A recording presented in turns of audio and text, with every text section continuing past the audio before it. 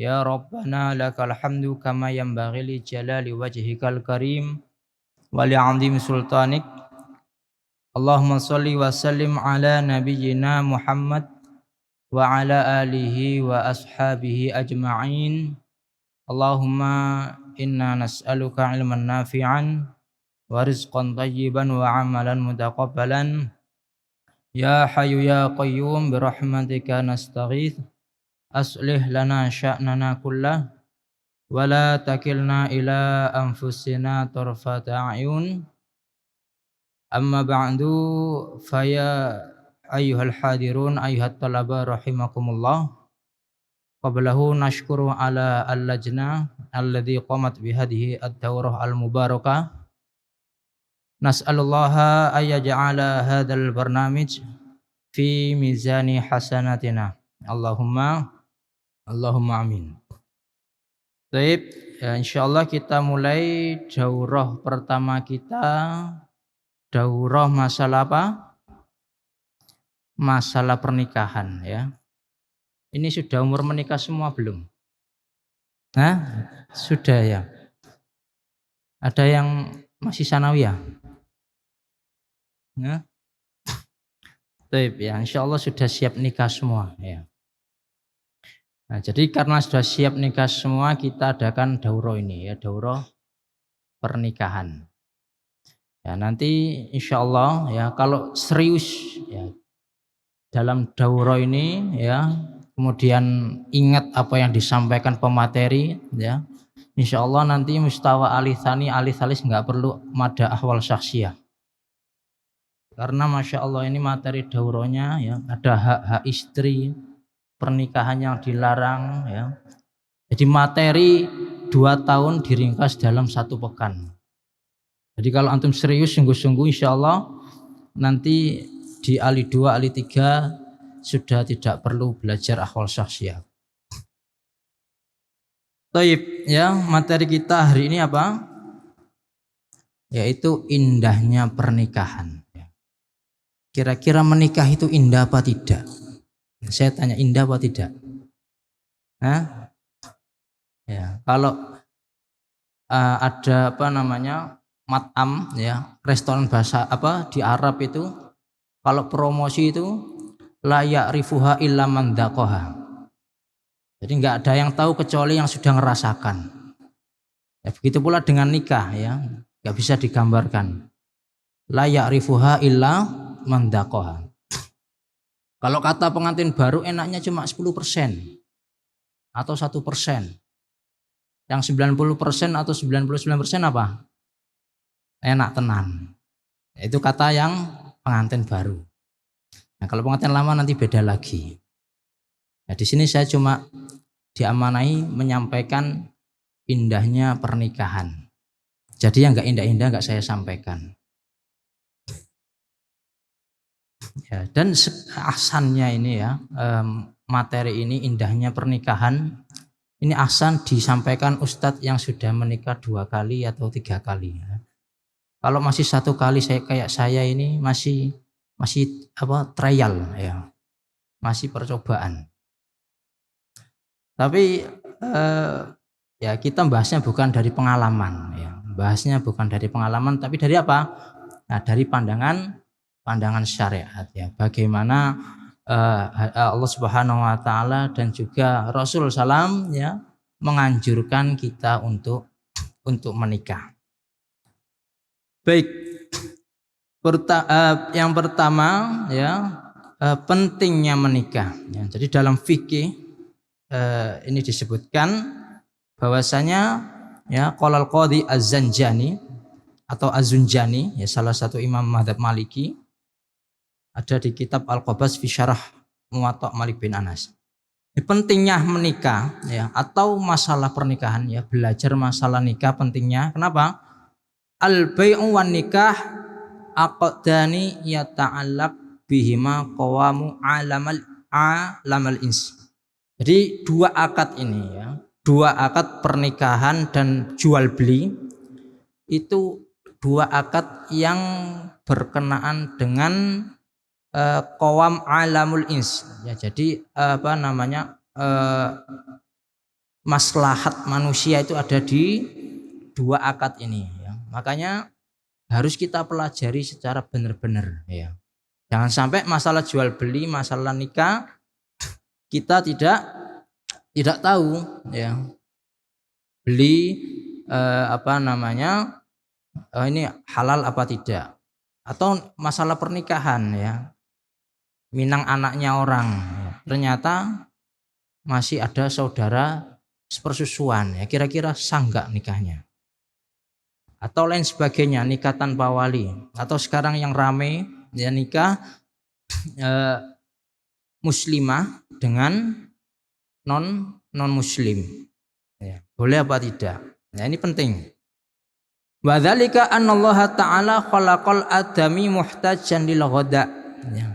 Karena apa dua akad ini penting? Ya karena dua akad ini, karena Allah Subhanahu wa taala menciptakan manusia muhtajan lil ghada, butuh yang namanya makan. Dan kita nggak mungkin nanam padi sendiri, kemudian panen sendiri, masak sendiri, nggak mungkin. Mesti harus beli. Makanya butuh ilmu masalah jual beli. Mustahiyan linisa, dan juga butuh kepada yang namanya nisa ya. Nanti ada umur-umur di mana kita itu sering pusing ya. Sering pusing kemudian nggak bisa tidur. Nah, ini kenapa ya? Ya mungkin salah satunya karena butuh yang namanya nikah. Ada yang sudah kayak gitu, sering bengong gitu. Nah, ya. Wa khalaqalahu ma fil ardi jami'an kama akhbara fi sadiqi kitabihi, dan menciptakan apa yang ada di atas bumi semuanya sebagaimana disampaikan dalam Al-Qur'an. Maksudnya Allah menjadikan manusia sebagai khalifah, walam yatrukahu sudah yatasarrufu fi iqtidai syahwatihi wa yastamti'u binafsihi fi ikhtiyarihi. Dan Allah Subhanahu wa taala tidak membiarkan begitu saja ya. Manusia ini bagaimana menyalurkan syahwatnya. Ini tidak seperti kama fa'ala bil bahaim ya, enggak seperti yang namanya binatang, semuanya ada aturan ya. Apalagi masalah pernikahan, karena nanti salah satu akan kita sebutkan yang namanya pernikahan itu tidak hanya menyatukan dua orang, tapi menyatukan dua keluarga. Makanya disebut mitsaqon ghalidho ya, perjanjiannya ini perjanjian yang kuat. Li'annahu fatluhu 'alaiha bil aqlil ladzi ja'alahu li ajlihi khalifatan fil ard ya. Dan Allah Subhanahu wa taala ya menjadikan manusia ini punya akal, melebihkan manusia ini punya akal, dan menjadikan manusia ini khalifah di atas muka bumi. Maka dalam menyalurkan syahwatnya itu harus ada aturan, harus ada syariat ya, enggak seperti binatang, seperti kucing ya, ketika menyalurkan syahwatnya antri sama temannya ya, enggak seperti itu ya. Semuanya ada syariatnya.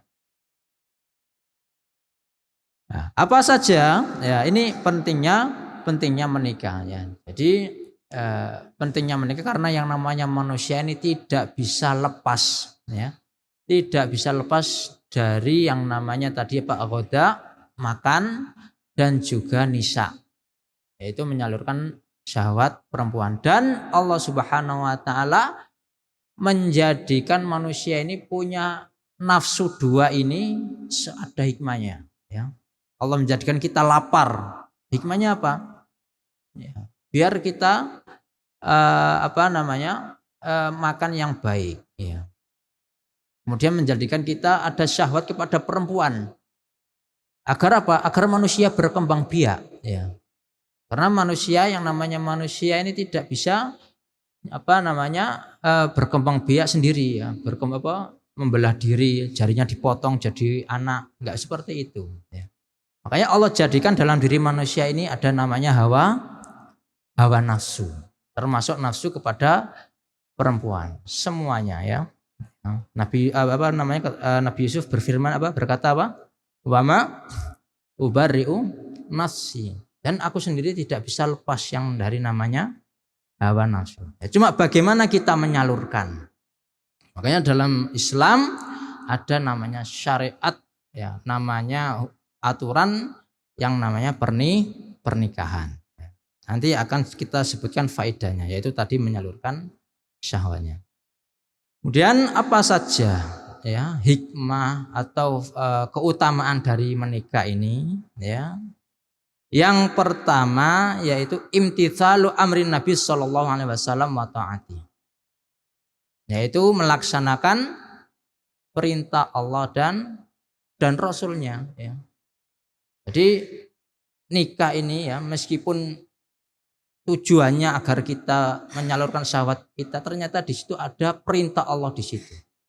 Ada perintah Rasulullah di situ ya. Ayatnya bagaimana? Fankihu ma tabalakum minan nisa'i masna wa sulasa wa ruba, dan nikailah dan menikahlah ma tabalakum dari baik-baik untuk kalian ya.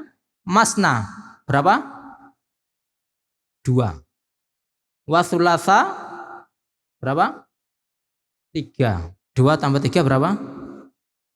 5. Waruba 5 tambah 4 9 ya. Jadi boleh nikah dengan sampai 9 anak, 9 perempuan. Ini pendalilan Imam Dhohiri. Dhohiriyah berdalil seperti ini ya, kita boleh nikah sampai 9. Karena maksudnya dari ayat masna itu 2, wa thulatha wa tambah 3, wa ruba. Ya, jadi total 9, dan Nabi SAW punya istri berapa? 9, makanya boleh. Nah ini pendalilannya Dhohiriyah ya. Ya, tidak seperti itu. Ya, masna 2 wa thulatha masih ikhtiar. Kalau enggak 2 ya 3. Kalau 3 masih kurang ya rubah 4. Ya, setelah itu sudah enggak ada. Ya. Nah, ini kemudian Rasulullah SAW kenapa menikah 9 itu khosois, termasuk hak prerogatif keistimewaannya Rasulullah Shallallahu Alaihi Wasallam ya. Jadi Rasulullah punya beberapa keistimewaan, punya hak prerogatif terutama dalam bab nikah ya, termasuk diantaranya punya 9 istri ya. Kemudian diantara khosois Nabi yaitu beliau boleh nikah tanpa wali, sebagaimana nikahnya beliau terhadap siapa? Sofia Ahsan ya, karena bapak keluarganya sudah meninggal ketika perang. Dan Rasul Salam ya menikah itu karena ada maslahatnya, banyak sekali maslahatnya ya. Ya, entah itu terhadap Khadijah, Aisyah, sampai nanti istri yang terakhir, semuanya ada maslahatnya ya. Ya, jadi beliau kalau ingin ya nyari yang masih perawan, kalau nikahnya hanya karena hawa nafsu, mungkin nyari yang perawan ya. Nah, karena kalau perawan sifatnya apa? Ya, alatullah ibuha, itu bisa engkau ajak bercanda. Tapi Rasulullah istrinya yang perawan cuma satu, Aisyah. Ya. Dan itu pun beliau milih nikah Aisyah ketika masih umur belia, karena apa? Ada hikmahnya. Ya. Jadi beliau ini Aisyah periwayat hadis perempuan ya dari kalangan nisa paling banyak. Ya. Ada hikmahnya di situ. Dan istri-istri Rasulullah SAW yang lain ya. Dan di antara disebutkan beberapa ulama, Rasulullah SAW nikah sampai 9, di antara hikmahnya yaitu menyatukan kabilah-kabilah yang ada di situ. Ya, makanya Rasulullah SAW menikah dari kabilah Sofia ya, dari kalangan ya Khaybar ya, dari Yahudi, dari kalangan Alkitab. Baik. Kemudian dari sunnah ya, hadis Rasulullah SAW ya ma'syarus syabab man istata'a minkum alba'a falyatazawwaj ya. Nah, ini hadis yang sudah masyhur ya. Itu ya ma'syarus syabab, wahai para pemuda Man istata'a minkum al-ba'a, ya. Siapa saja yang di antara kalian memiliki kemampuan, ya. Al-ba'a, ya, kemampuan untuk menyalurkan syahwat atau dan juga kemampuan menafkahi, falyatazawwaj, maka hendaklah menikah, ya. Nah, ini hadisnya panjang, ya. Di antara hadis ini disebutkan bahwasanya nikahnya apa? Fa innahu apa? Ya, untuk menjaga kemaluan. Kemudian lebih menundukkan pandangan, ya. Kemudian kalau nggak bisa apa? Anjurannya Rasulullah SAW untuk puasa, ya. Ya, jadi di sini Rasulullah SAW menganjurkan pemuda yang memiliki kemampuan untuk menikah, ya. Nah, berarti jadi dari hadis ini hukum asal menikah itu apa? Hukum aslinya nikah itu apa? Wajib apa? Sunnah apa? Haram apa? Mubah? Wajib. Ya, sunnah. Ya. Ya, dari hadis ini maka bisa diambil kesimpulan hukum asal dari mereka yaitu sunnah. Kemudian nanti kembali kepada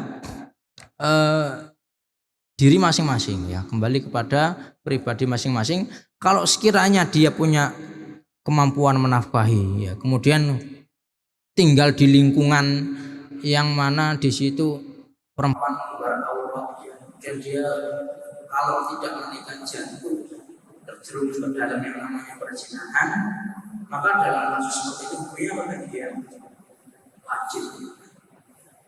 Dari hukumnya asalnya sunnah menjadi wajib, atau kadang menjadi makruh. Ketika apa?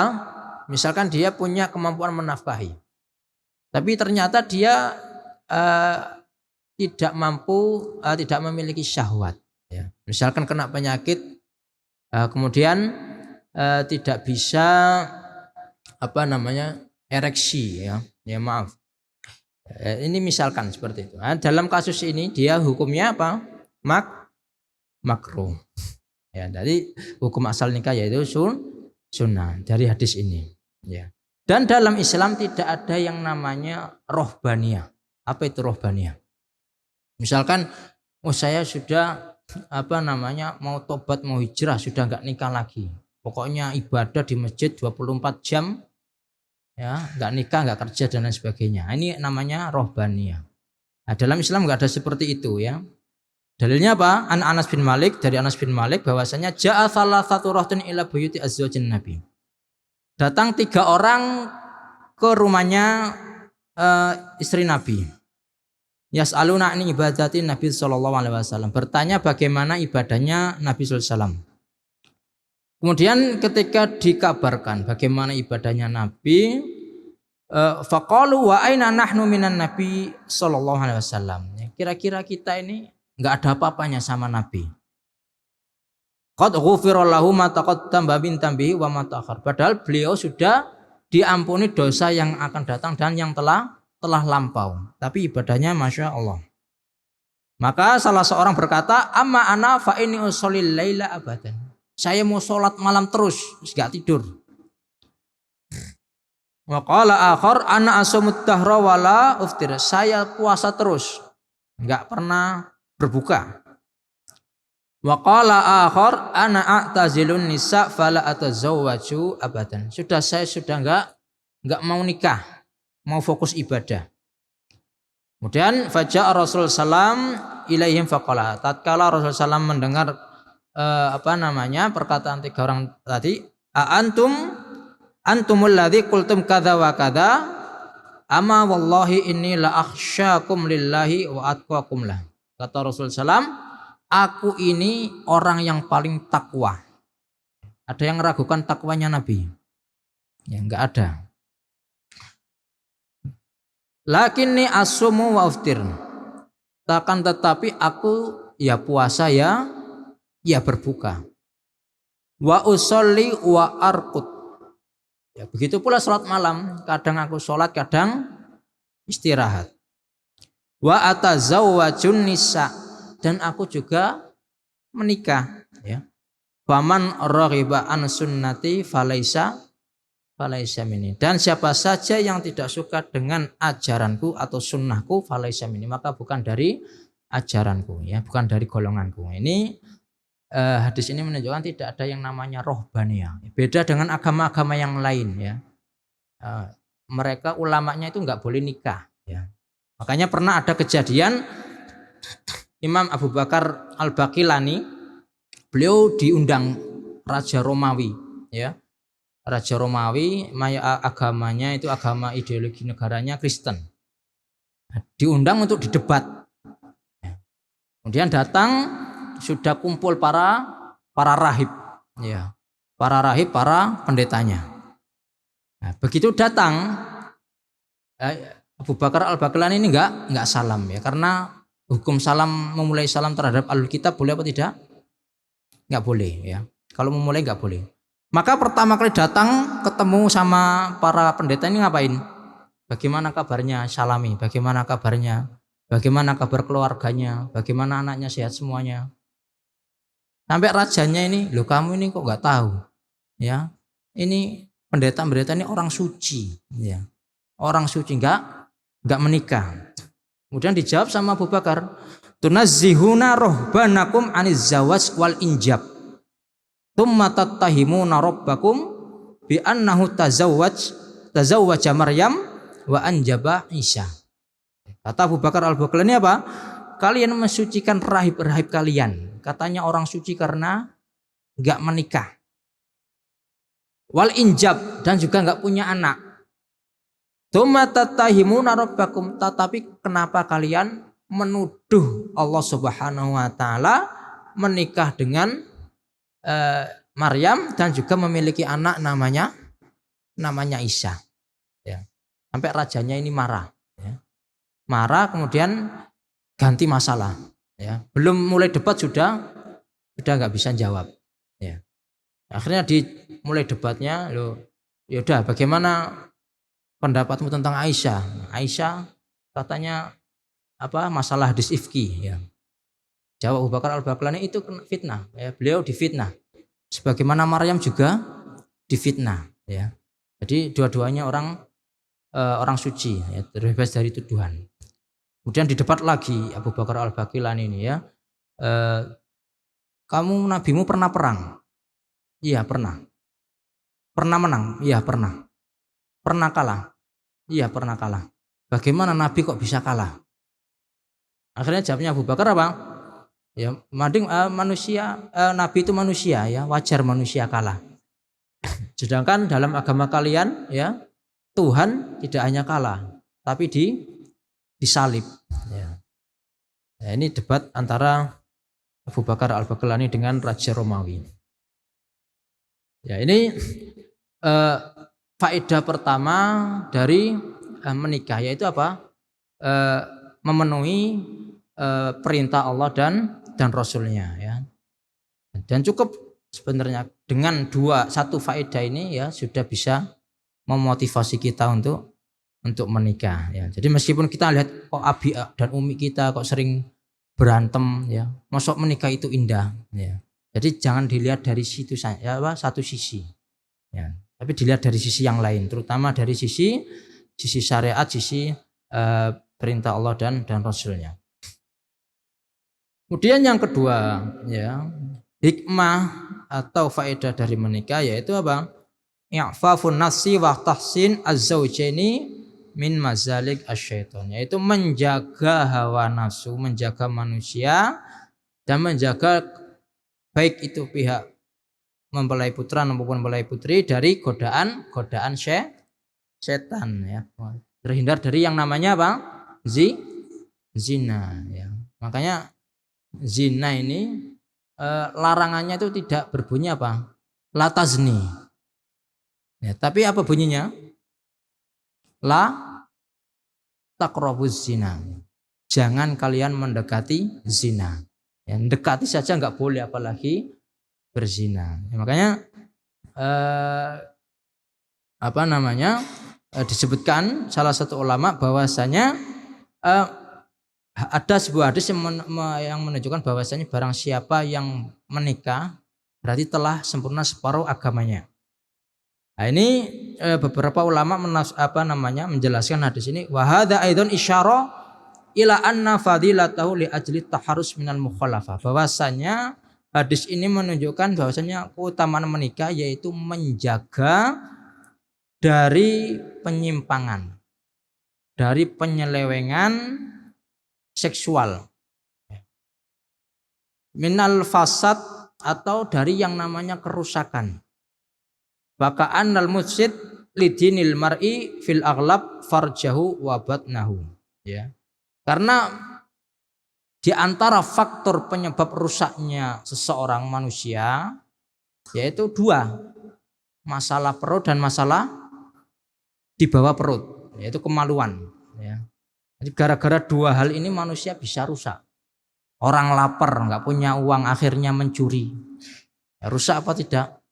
Ya rusak gara-gara masalah perut. Begitu pula di bawah perut kemaluan, ya.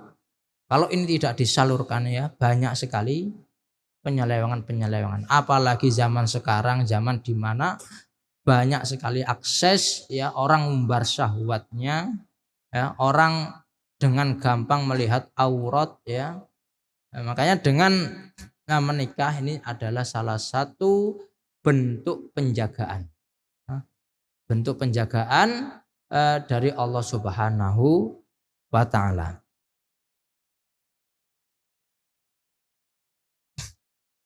Kemudian, ya, Allah Subhanahu wa Ta'ala, ya, sudah memuji orang-orang beriman yang menjaga kemaluannya. Di surat apa? Surat Al-Mu'minun, ya. Qad aflahal mu'minun. Beruntunglah orang-orang yang beriman. Ya, yang apa?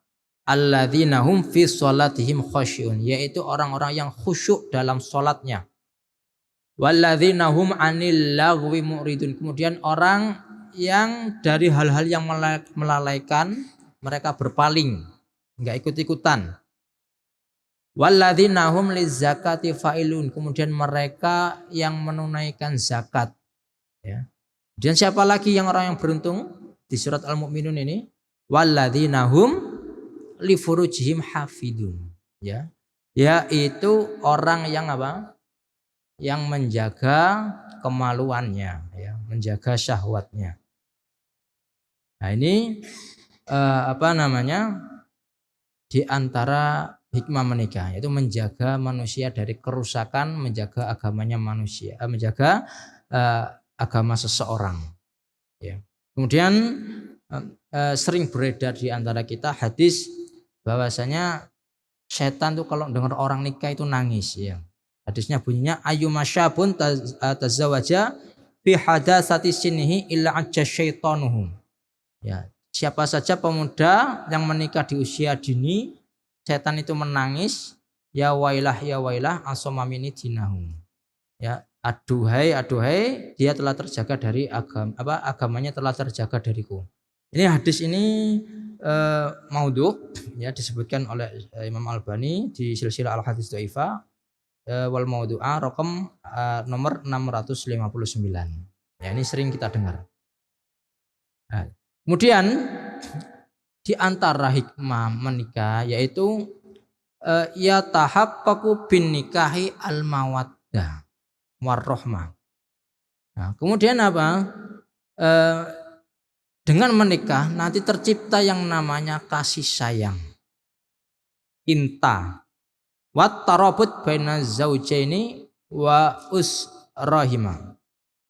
Antara siapa? Antara laki-laki dan perempuan dan juga keluarganya. Jadi tadi kita sebutkan bahwasanya menikah tidak hanya menyatukan dua orang, tapi yang namanya menikah menyatukan dua di antara dua keluarga. Mimma yan angkisu ala takwin mujtama mutaakhim mutarabit.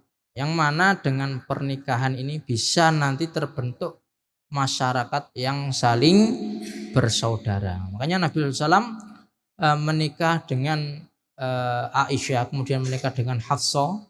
Di antara tujuan beliau yaitu apa? agar hubungan dengan dua sahabatnya ini lebih dekat ya.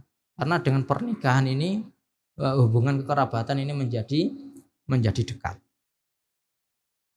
Nah, kemudian di antara hikmah menikah, faedah dari menikah yaitu husul adzriyah thayyibah.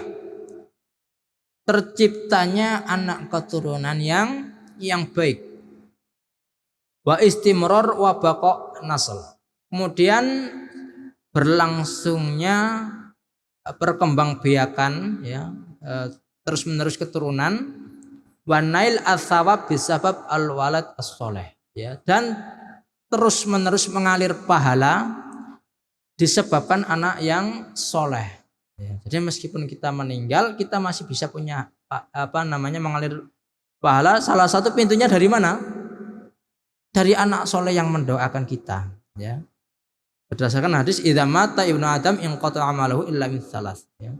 Apabila manusia meninggal maka terputus segala amalnya kecuali 3 hal. Salah satunya apa? Anak soleh yang senantiasa mendoakan. Ya, dulu pernah ada muhadharah ya, Syekh Abdul Muhsin Al-Qasim, Imam Madinah sekaligus qadhi. Muhadharah di hadapan tulab ya, tulab jamiah Islamiyah, dan ada yang tanya biasa seperti umur 24 20 sampai 25 umur galau. Ada yang tanya gini, Syekh bagaimana menurut Anda ketika saya hendak menikah, saya mau menikah tapi saya statusnya masih thalib ilmi, apakah saya fokus kuliah dulu ya, fokus thalibul ilmi dulu, apa thalibul ilmi sambil kuliah? Nah, ini pertanyaan biasa mahasiswa galau umur 20 sampai 25. Jawab siapa? Suruh menikah ya. Menikah dulu, sambil menikah sambil thalibul ilmi ya. Dalil beliau alasan beliau apa? Alasan beliau ini karena kalau kita meninggal ya, kita nggak tahu umur kita kapan. Kemudian kalau kita meninggal kita belum punya sesuatu yang kita wariskan ya, belum punya karya yang bisa bermanfaat untuk umat ya, atau punya ngarang kitab yang dibaca orang banyak ya. Nah, maka setidaknya kita punya anak soleh yang mendoakan kita. Ya, kalau kita meninggal kemudian belum menikah, nah kira-kira siapa nanti yang mendoakan kita setelah kita ketika meninggal? Ini salah satu alasan beliau ya, kenapa disuruh menikah sambil kuliah. Tapi harus dua-duanya sukses ya. Kadang sudah galau, sudah gak fokus belajarnya, ternyata nikahnya juga gagal ya. Gak jadi nikah ya, kemudian thalibul ilminya, kuliahnya juga gak kacau ya, jangan sampai seperti itu ya. Ya. Kemudian disebutkan bahwasanya qala Nabi sallallahu innar rajula la tarfa'u darajatahu fil jannah. Seseorang diangkat derajatnya di surga, fa yaqulu anna li hadza. Kok bisa saya dapat ini? Ya, bahwasanya padahal saya biasa-biasa saja dulu di dunia amalannya. Fa yuqalu bistighfari waladikallaka. Maka dijawab ini dikarenakan apa? Dikarenakan anakmu yang selalu meminta ampun untukmu. Nah, ini makanya ketika menikah ya, nanti jangan lupa niatnya untuk punya anak-anak yang soleh ya, dan jangan lupa doa dari sekarang doa untuk meminta keturunan yang soleh dan soleh ya, sebagaimana doa para nabi Rabbi ja'alni muqimas sholati wa min dzurriyyati rabbana wa taqabbal du'a. Ya, ini doa Nabi Ibrahim, atau doanya Nabi Yahya ya, Rabbi habli minas sholihin, ya Allah berikanlah aku keturunan yang soleh. Ini Nabi Zakaria, kemudian beliau punya anak bernama Yahya. Kemudian ada doa Rabbana hablana min azwajina wa dzurriyyatina qurrata a'yun. Ya, kita ada berdoa dari sekarang agar memiliki keluarga dan anak yang soleh dan solehat, sehingga ketika kita nanti sudah meninggal masih punya lahan amal, ya, masih bisa beramal, masih dapat kiriman doa dari anak kita. Ya. Ada ulama yang diuji, ya, seorang alim tapi diuji punya anak bandel, nakal, ya. Ternyata Allah Subhanahu wa taala punya hikmah, ya, di balik punya anak bandel itu ternyata, ya. Jadi Imam Ibnul Jauzi pernah dengar, ya, beliau ini seorang, ya, dai, ustadz, kiai, kemudian ulama, punya anak laki-laki yang 1-2 meneruskan jejaknya, ya, sebagai guru, sebagai ustadz. Punya anak yang kalau nggak salah yang ketiga keberapa, pokoknya salah satu anak laki-lakinya ini salah pergaulan, sehingga jauh dari ajaran bapaknya, ya. Bahkan kalau nggak salah disebutkan tongkrongannya itu anak-anak yang suka minum khamr. Ternyata ada hikmah di situ, ya. Hikmahnya apa? Imam Ibnul Jauzi ini mengirim nulis risalah, ya, untuk anaknya tadi. Nah, beliau Imam Ibnul Jauzi ini punya karangan banyak, ya, kita sudah tahu. Kemudian punya risalah ini ditujukan untuk anaknya tadi yang bandel tadi, ya. Namanya Laftatul Kabid fi Nasihatil Walad, ya. Nasihat untuk anak, kurang lebih seperti itu terjemahnya. Nah, ternyata dengan anak yang bandel, kemudian beliau nulis risalah, ya. Risalahnya ini kita bisa istifadah dari beliau sampai sekarang, bagaimana cara nasihati anak, ya. Dan anak beliau yang dinasihati tadi itu alhamdulillah kembali, bahkan disebutkan ikut dalam berjuang melawan Tatar waktu itu. Ya, ini di antara hikmah menikah yaitu memiliki anak keturunan yang soleh. Kemudian di antara hikmah menikah yaitu al-thawab al-jazil al-mutarattab ala injab al-abna was-sabru alaihim wa tarbiyatihim at-tarbiyah as-salihah. Ya, ganjaran atau pahala kalau kita sabar, ya. Sabar mendidik anak, ya. Kadang anak itu ada rewelnya, ada tantrumnya, ya, nggak mau diaturnya. Itu kalau kita sabar, ya, itu dapat ganjaran yang besar. Ya, di antaranya sebagaimana disabdakan Nabi sallallahu alaihi wasallam, an Aisyah ja'atni imra'atun wa ma'aha ibnatani laha fasa'alatni falam tajid indi syai'an. Dari Aisyah radhiyallahu an, datang kepadaku seorang perempuan bawa 2 anak. Kemudian meminta kepadaku, tapi waktu itu saya nggak punya apa-apa. Jadi keadaan rumah tangga Rasulullah SAW kadang kekurangan, kadang berlimpah. Ya. Kadang kalau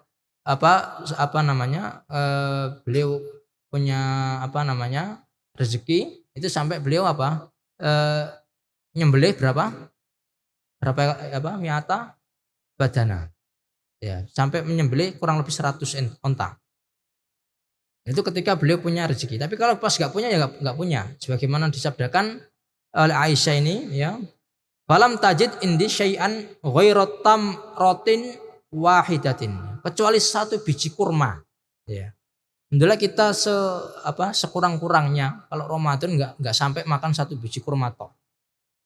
Nah, ini Aisyah ketika cuma punya ini, fa'ataituha iyyaha fa'akhadatha, dikasihkan kepada perempuan tadi 1 kurma untuk berapa? 3, ya, ibu tadi dan 2 anaknya. Faqasamatha baina ibnataiha walam ta'kul minha syai'an. Akhirnya dipotek, ya, dibagi jadi 2. Kemudian dia nggak ikut makan, ibunya tadi nggak ikut makan.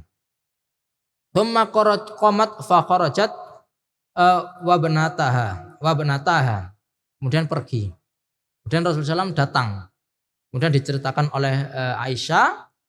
Kemudian Rasulullah SAW bersabda, mani betuliya minal banati bisyai'in fa ahsana ilaihinna kunna lahu sitron minan nar. Siapa saja yang diuji dengan anak perempuan, ya, bisyai'in dengan sesuatu, ya, fa ahsana ilaihina, kemudian dia tetap berbuat baik kepada anak-anaknya tadi meskipun kadang nakal, kadang rewel. Kunna lahu sitron minan nar. Anak-anaknya tadi apa? Menjadi penghalang, ya, dari yang namanya api neraka. Di hadis yang lain dari Anas bin Malik, man ala jariyataini hatta tablugha jaa yaumal qiyamah ana wa huwa wa dhamma asabi'ahu. Ya, siapa saja dari Anas bin Malik, siapa saja yang mengayomi, menafkahi dua anak perempuan sampai dua-duanya ini balik, maka nanti datang dengan pada hari kiamat posisinya dengan saya, kata Rasulullah SAW, wadhamma asabi'ahu, ya, dekat seperti jari-jari, saking dekatnya. Ya, ini pahala kalau kita sabar ngerawat anak, ya. Sabar ngerawat anak nanti menjadi dekat dengan Rasulullah Shallallahu Alaihi Wasallam. Jadi jangan ngeluh, waduh kok punya anak perempuan lagi sampai 2, ya. Nah, nanti gimana kalau nikah? Apalagi di Jawa kalau perempuan nikah resepsinya kan di tempat perempuan, ya, jadi yang punya gawe, yang keluar biaya banyak itu pihak putri. Ya, jangan seperti itu. Ya. Berkata Soleh bin Ahmad, karena abi idza waladallahu ibnatun yaqulu. Berkata Soleh bin Ahmad, anaknya Imam Ahmad, karena abi idza waladallahu ibnatun yaqulu. Bapak saya kalau punya anak perempuan, mereka berkata, al anbiya kanu aba'u banatin. Para nabi itu anak-anaknya apa? Perempuan. Wa qala Yaqub bin Bukhtan, ya, berkata Yaqub bin Bukhtan, wulidali sab'a banatin. Saya punya 7 anak, semuanya perempuan. Kayak Ustaz siapa? Bakuntu kullama ulidali ibnatun dakhaltu ala Ahmad bin Hambal. Ya, kemudian aku ketika punya anak, saya datang ke Imam Ahmad bin Hambal, wa yaqulu li, kemudian menasihati saya, ya Aba Yusuf al-anbiya aba'u banatin. Wahai Abu Yusuf, al-anbiya, para nabi itu anak-anaknya ya perempuan atau bapak dari para perempuan. Bakana yudhibu qauluhu hamim. Maka perkataannya Imam Ahmad tadi, nasihatnya Imam Ahmad tadi menghilangkan rasa gundaku, kata Yaqub bin Bukhtan. Ya. Ya, ini diantara hikmah menikah. Kemudian diantara hikmah menikah yang lain, ya, ini yang ditunggu-tunggu, yaitu min asbabi husuli rizqi wa nuzul al barakah fihi. Yaitu salah satu sebab mendapatkan rezeki dan turunnya barokah. Ya. Allah Ta'ala, Allah Subhanahu wa taala berfirman, wa ankihul ayyama minkum wassalihina min ibadikum wa imaikum, ya, dan nikahkanlah, ya, orang budak-budak perempuan yang kau miliki, kemudian orang-orang soleh dari hamba-hamba kalian, iyakunu fuqara yughnihimullahu min fadli. Kalau mereka miskin, maka apa janji Allah? Yughnihimullahu min fadli. Allah akan berikan kecukupan dengan karunia-Nya Allah Subhanahu wa taala. Wallahu wasi'un alim. Sesungguhnya Allah Maha luas rezekinya, Maha mengetahui. Nah, ini salah satu hikmah menikah, yaitu jalan mendapatkan rezeki dari Allah Subhanahu wa taala. Percaya apa tidak? Ya, harus percaya. Ini janjinya Allah Subhanahu wa taala. Ya. Bahkan Rasulullah SAW berkata, salah satun alallahi aunuhum. Ya, 3 kelompok yang wajib Allah tolong. Di antaranya apa? Yaitu orang yang menikah yang ingin berniat menjaga kemaluannya, menjaga diri dari maksiat. Ya. Dan ini banyak sekali cerita, ya. banyak sekali kisah dengan menikah ya mendapatkan limpahan rezeki dari Allah Subhanahu wa taala. Saya sendiri punya kakak kelas ya, satu kampung. Beliau dulu mondok bareng kemudian ke Mesir sekolah ambil sanad Quran dan pulang menikah ya. Setelah menikah Masya Allah Allah berikan rezeki yang melimpah ya, punya toko, punya mobil dan lain sebagainya, rumah dan lain sebagainya ya. Ini sebabnya apa? Sebabnya nikah ya. Dan beliau menikah dengan salah satu putri yang punya sari bumi, yaitu dan juga punya pondok pesantren. Ya. Ini dari menikah ini Allah Subhanahu Wa Taala bukakan pintu rezeki. Dan rezeki nggak harus berbentuk harta fisik. Ya. Punya istri soleha itu juga sudah rezeki ya. Ad-dunya mataun wa khairu mataiha mar'atun soleha. Dunia itu perhiasan dan sebaik-baik perhiasannya apa? Perempuan yang soleh, yang solehah, maaf. Ya. Punya ibu mertua yang baik, saudara-saudara yang baik, ini juga rezeki ya. Jadi tidak harus berbentuk materi ya. Kemudian di antara hikmah menikah yaitu husulul ajr likulli minaz zawjaini min infaq wa ifaf wa i'anah wa kalimat thayyibah wa kaful adha. Kemudian pahala bagi pasangan suami istri ya. Baik ketika nanti suami ngasih nafkah kepada istrinya ya, ngasih ini uang bulanannya.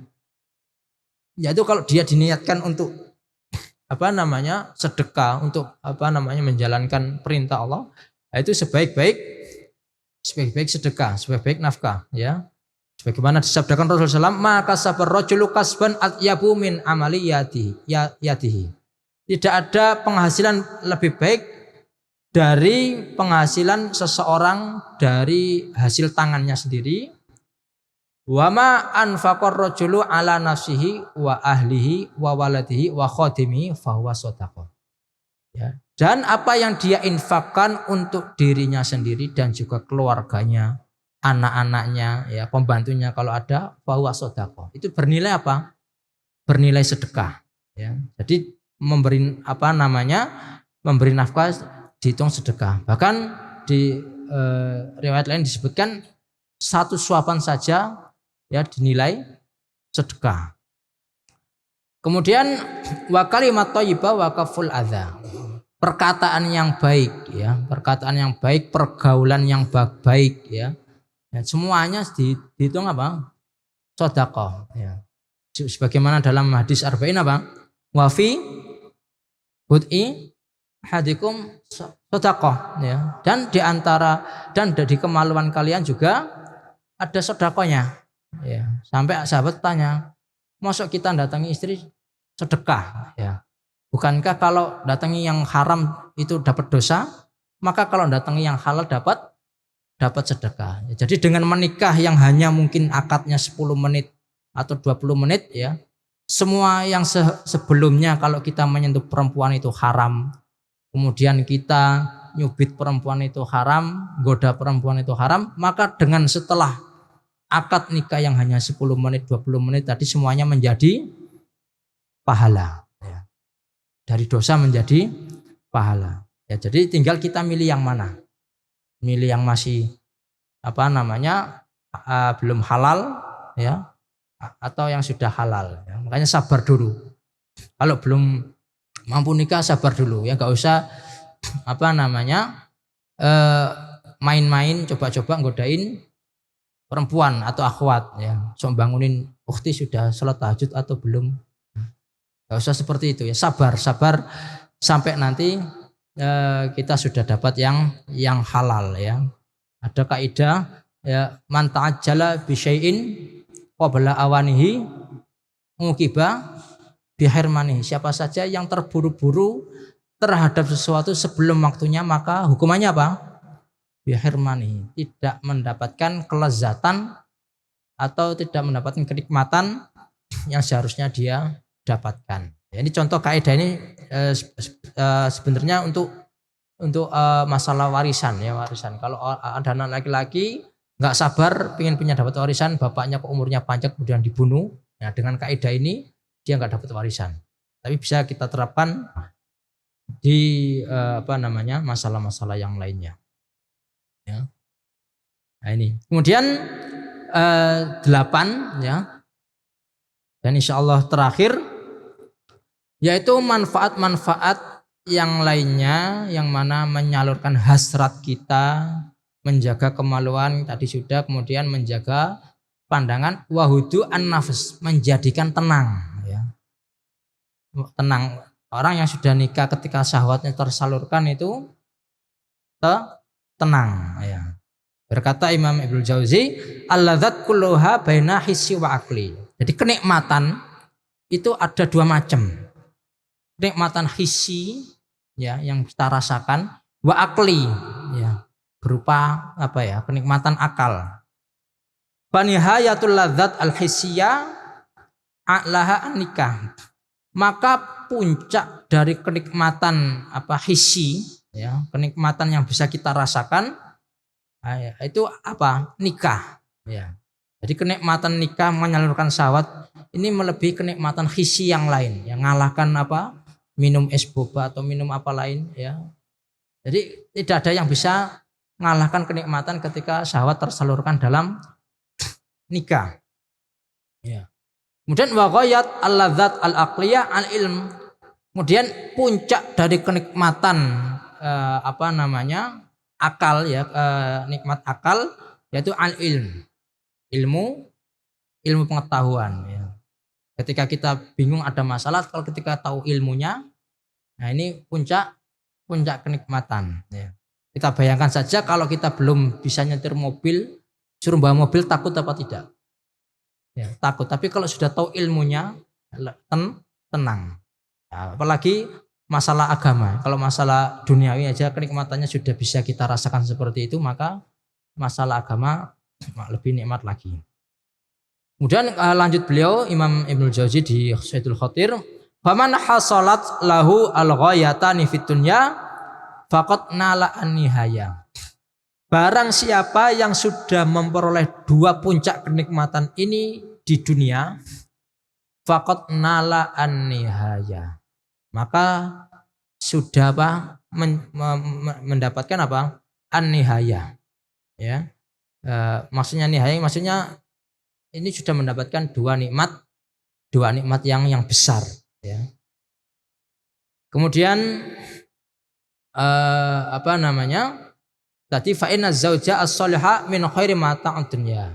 Tadi sudah kita sebutkan bahwasanya mendapatkan istri yang shalihah itu termasuk kenikmatan dari kenikmatan dunia sebagaimana disabdakan oleh Rasulullah SAW tadi, ad-dunya kulluha mata'un wa khairu mata'ud dunya az-zauja as-shalihah. Kemudian di hadis yang lain disebutkan tungkahu an-nisa li arba, bahwasanya perempuan itu dinikahi dengan beberapa faktor, 4 faktor di sini disebutkan. 5 liha karena hartanya, wali hasabiha karena keturunannya, nasabnya, wali jamaliha karena kecantikannya, wali diniha dan karena agamanya. Fatfar bidzatiddin taribat yadak. Maka carilah yang bagus agamanya agar agar kamu beruntung ya. Siapa saja yang dapat perempuan yang agamanya bagus maka dia beruntung ya. Insya Allah nanti juga ada kriteria pasangan idaman ya. Kalau nggak salah Ustadz siapa? Ya, pokoknya nanti ada materi tentang itu. Ya baik, kita cukupkan sekian. Kita tutup dengan doa kafaratul majelis. Subhanaka Allahumma bihamdika asyhadu an la ilaha illa anta astaghfiruka wa atubu ilaik. Wallahu a'lam wa sallallahu ala nabiyina Muhammad. Assalamualaikum warahmatullahi wabarakatuh.